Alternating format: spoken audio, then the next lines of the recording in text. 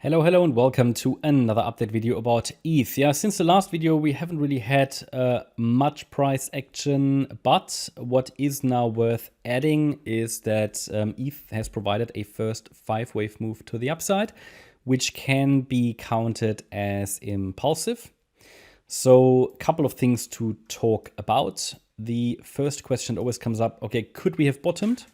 And I can clearly say, yes, of course, we could have bottomed. I can just not confirm it from the analysis point of view. So from the analysis point of view, the situation is quite clear. We need 5 waves up above the August high, which is at 1747 at least. Yeah, 5 waves above this level to confirm, at least have a first degree of confirmation that the trend has shifted from a downtrend back into an uptrend and that the bottom is in.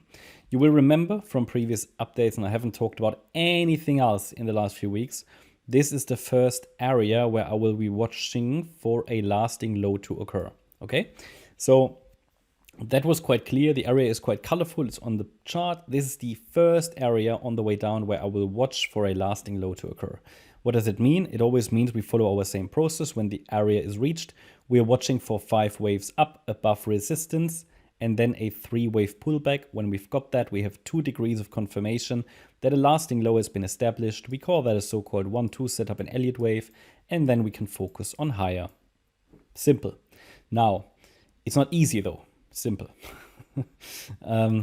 I don't believe it until I see it, okay? So therefore, I am also from a risk management point of view, still focused on further downside because the trend is not broken yet. The downtrend isn't broken yet. Therefore, I have introduced, and that's the yellow wave count, showed that to you earlier, even though that's not a high confidence wave count. I can tell you straight away, I might have to make some changes here.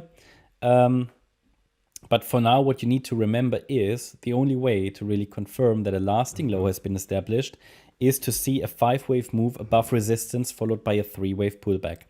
Until I see that, I cannot confirm it. So as a correction, this can stretch out quite a bit, okay? At the moment, what we have here on the chart is this white wave count, which still points for lower prices, potentially in a diagonal, and we're now moving up in a B wave. Now, what I cannot rule out is that this was a 1 and this is a 2. This is also possible, but that doesn't matter so much at the moment. At the moment, what I'm tracking is a 3-wave move up in an ABC structure. If it goes above resistance, we don't know that at this stage. If it does, I will probably move the wave 2 here. If we see 5 waves above resistance, we can highlight the low is in. Until then, I can't highlight the low is in, okay? From an analysis point of view, which doesn't change the situation that reward to risk was quite favorable in this opportunity space here, which is in yellow on the chart. Okay, so nevertheless, on the shorter time frame, I'm tracking this B wave now. So in short, it's just a corrective rally.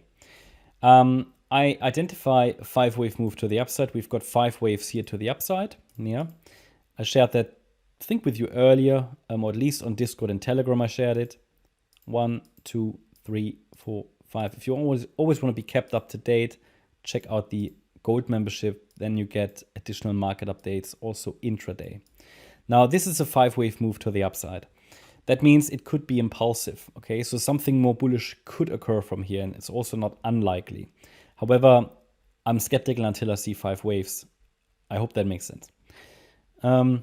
If we break below the trend line now, then it would make it quite likely that the B wave has started. Until then, the A wave can always extend. Impulses can always extend, okay? There isn't really a target, but there are levels to watch. We've got 1635 and 1663 as the next resistance levels to watch, in my opinion, that matter on this chart. And if the trend line breaks to the downside, yeah, B wave might be unfolding. Support for B is 1550, which means that as long as 1550 is holding, one more high in a C wave is likely. But I can't really give you a target for the C wave until I have the B wave complete, okay? And if I have the B wave complete, and I can give you a target for C, and if the C wave target is too high, then I may change the overall assumption and highlight that this might actually be a wave 2, which might go a bit higher. So that's why we take it level by level, yeah? But the parameters should be clear. Support should be clear here for further continuation to the upside. The trend line is clear for micro continuation to the upside. But overall, the situation is also very clear and hasn't changed at all. We're still focusing on lower until the chart can show us a 5-wave move to the upside above the August high, followed by a 3-wave pullback. So nothing really has changed on the chart, just some shifts in the microstructure. And the situation that I explained to you over the last few days and weeks hasn't changed. We still need to see 5 waves above resistance or 5 waves above really the August high, followed by a 3-wave pullback to confirm a lasting low is in place. Highlighted to you that this is the first area where I'm going to watch for a lasting low. And 1536 was our first target. It was reached yesterday. And now we just need to be watching the market for clearer signals. And for example, a break of the trend line. And then if it finds support here, then it could be a C wave. Again, for anybody who is now worried, oh, I missed the low. I mean, what you can always do, and that's not a personal recommendation, just a general reasonable strategy potentially, because we have 5 waves up, it is, in my opinion, not unlikely that it's going to hold the B wave low. So you can think about adding here, in anticipation of a C wave rally, or if something more bullish develops, even better for you then, right?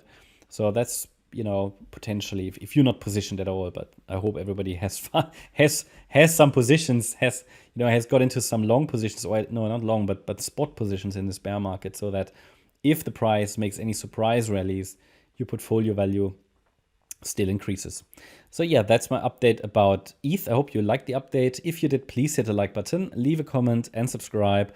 And if you really like the content, and please check out the channel membership. As a channel member, you get access to our Sunday live streams every Sunday, 5 p.m. UTC. You can also rewatch the recordings of all previous live streams. You get access to all TradingView live charts, so you always know when we make a change in the chart. You get access to short-term market updates as a gold member, and just a lot of educational content. Thanks a lot for watching. Bye-bye.